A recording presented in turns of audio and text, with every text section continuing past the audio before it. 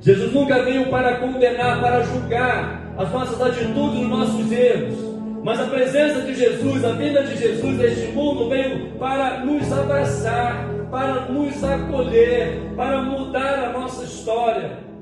E quando nós podemos ver nesse texto a experiência deste homem leproso, porque a lepra era a mais temida doença do século I, porque além de incurável, trazia o drama do isolamento. Simbolizava, era sinônimo de uma pessoa imundo, de uma pessoa que está longe da sociedade, uma pessoa que não tem esperança, que era uma doença incurável, era muito difícil.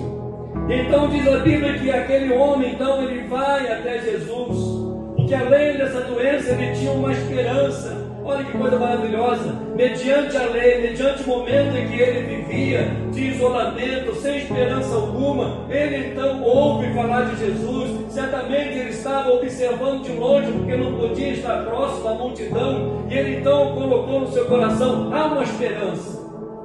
Se é verdade que ele falou tudo isso, que ele ensinou, então eu quero edificar a minha vida na rocha. Eu quero edificar a minha vida nos ensinamentos de Jesus. Eu quero edificar a minha casa na rocha que é Jesus. Mas eu preciso ser curado. Ainda que eu não tenha esperança nas coisas desse mundo, na medicina desse mundo, ainda que eu estou isolado, ainda que é uma doença incurável, a minha esperança está em Jesus. E ele diz exatamente no versículo 2: eis que um leproso aproximou-se de Jesus. E certamente não poderia tocar em ninguém.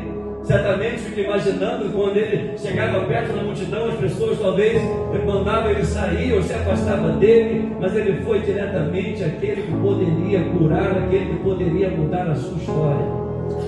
E a Bíblia relata, meus amados, que aquele homem então, ele não desistiu apesar das circunstâncias. Ele olhou para si, para a sua condição, dizendo: não tenho esperança. Ele olhou para si, dizendo: não tenho cura. Mas Jesus, que fez grandes ensinamentos no Sermão do Monte, do que eu ouvira falar, então eu posso ir até Jesus, eu posso ser curado, eu posso ser transformado. E aí a segunda atitude que aquele homem toma é aproximar de Jesus, é estar próximo de Jesus, como diz no versículo 2. Apesar de impuro, o ponto de partida, independentemente daquele homem estava na sua condição, ele vai, ele se aproxima até Jesus.